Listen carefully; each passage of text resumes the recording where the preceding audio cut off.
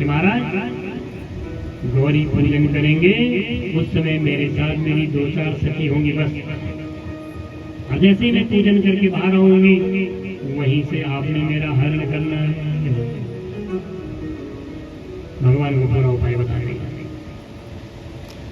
भगवान ने जैसे सुना, भगवान ने कहा ब्राह्मण के आप जाओ और रुक्मिणी जी को कहना मैं आपका मनोरथ पूर्ण अवश्य करूंगा, मैं जरूर आऊंगा। भगवान ने ब्राह्मण को दक्षिणा दी, दक्षिणा को दिया, ब्राह्मण को विदा कर दिया। इधर रुक्मिणी जी बड़ी चिंता में है कि ब्राह्मण देवता पहुंचे होंगे, मेरा पत्र मिला होगा। तब तक रुक्मिणी जी ने देखा दूर से ब्राह्मण देवता आ रहे हैं।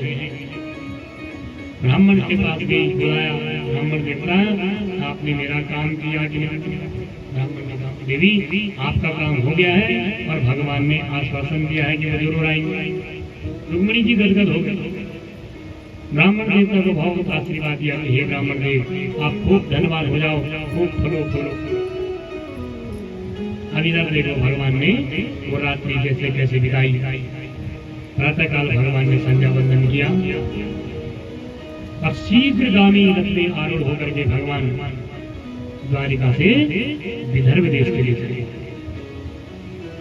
जैसे शिशुपाल ने सुना कि वो ग्वाला भी रुक्मिणी के विवाह में आ रहा है, शिशुपाल ने रुक्मिणी को संदेश दिया, रुक्मिणी मैंने सुना है कि वो ग्वाला भी वहां आ रहा है। रुक्मिणी का आ रहा तो मैं क्या करूं? अरे जवाब तो दियो निवेद तो क्या कर दो, समझ नहीं। अब देखो रुक्मिणी ने वहां पहला दुगना कर दिया। भगवान जैसे विदर्भ देश में पहुंचे, राजा भीष्मक ने उनका स्वागत किया, रहने के लिए कक्ष दिया। भगवान ने वो रात्रि बिताई वहां। प्रातःकाल वही समय वही दिन आ गया, रुक्मिणी जी का विवाह हुआ। इधर भगवान अपनी संध्या वंदन कर रहे हैं प्रातःकाल, मगर जो है रुक्मिणी जी सज धज करके सुंदर लक्ष्मी रूप, साक्षात लक्ष्मी है रुक्मिणी, साक्षात विवाह के लिए सजी धरती पे लक्ष्मी कहाँ जा रही है? पूजन करने सखी साथ में। आपने देखा होगा माँ सीता ने भी गौरी पूजन किया। जितनी भी श्रेष्ठ नारियां हुई हैं सबने माँ गौरी का पूजन किया, तब विवाह किया।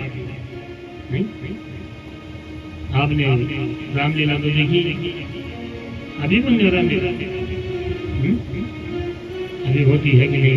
तो कई जगह और सीता माँ जब पूजा कर ले जाती है ना, बोलती ना पूजन को अम्बे गौरी चलिए सखी सहेली, पूजन को अम्बे गौरी चलिए सखी सहेली, पूजन को अम्बे गौरी चलिए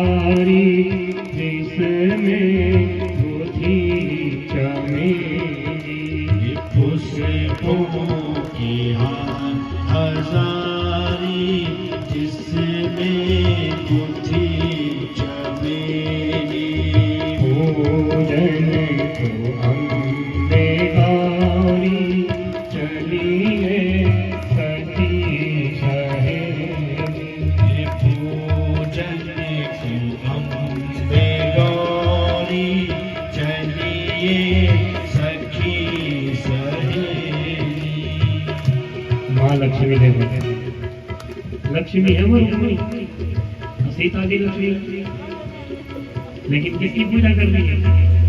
गौरी।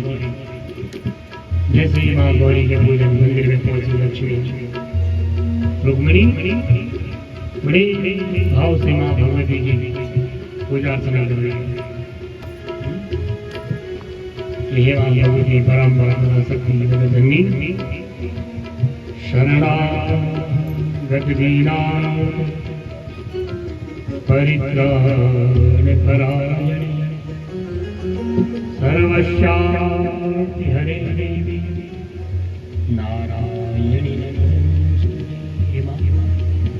हम आपकी शरण में हैं, और जो आपकी शरण में हैं, आप उनको दुखों को हरने के लिए चाहें परायणे, सबसे आगे।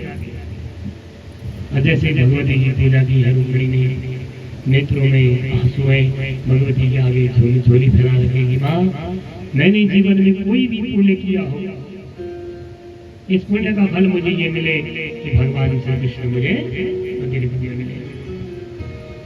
आज देखो माँ भगवती के गले में जो माला है सरक करके सीधे रुक्मिणी जी की झोली में आ गई।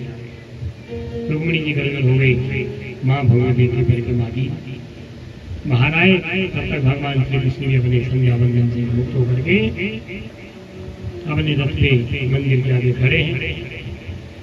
जैसे रुक्मिणी जी मंदिर के बाहर आई हैं, जैसे कहते हैं सियारों के बीच में से शेर अपना शिकार लेकर के भाग जाता है, ऐसे ही भगवान ने रुक्मिणी जी का हाथ पकड़ा, रथ में आरूढ़ किया, वहां से लोग ज्यादा हो गए। बोली रुक्मिणी हरण भगवान जय। अब जैसे रुक्मिणी ने सुना, उस वाले ने मेरी बहन का हरण कर दिया है। इस रुक्मिणी ने संकल्प कर दिया, यदि मैं कृष्ण को मार के नहीं आया, मैं दोबारा इस विदर्भ देश में प्रवेश नहीं करूंगी।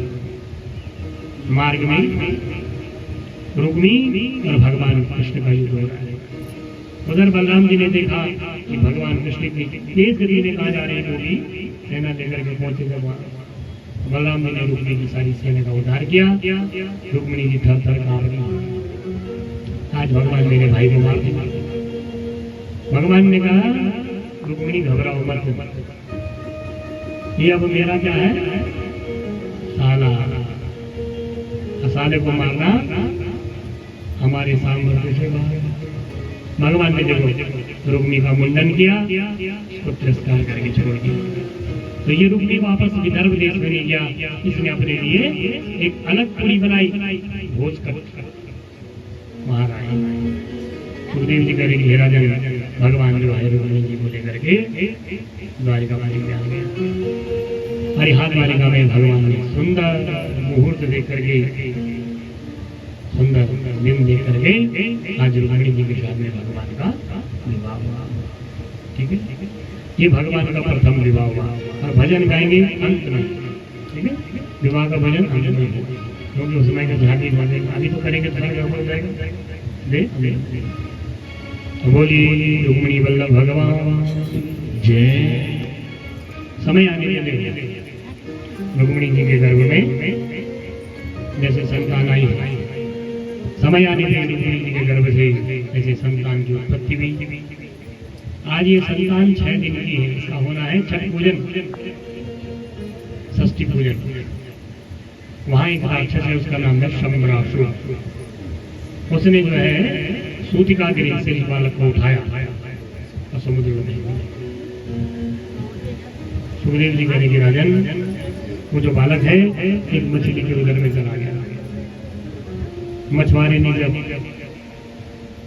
मछली पकड़ने के लिए जाल फेंका, वो मछली जिसके उदर में ये बालक है, वो मछली इस जाल में फंस गई। जैसे उस मछुआरे ने देखा बहुत विशाल का है मछली, वो उस मछली को लेकर के शंबरासुर के ही चला गया।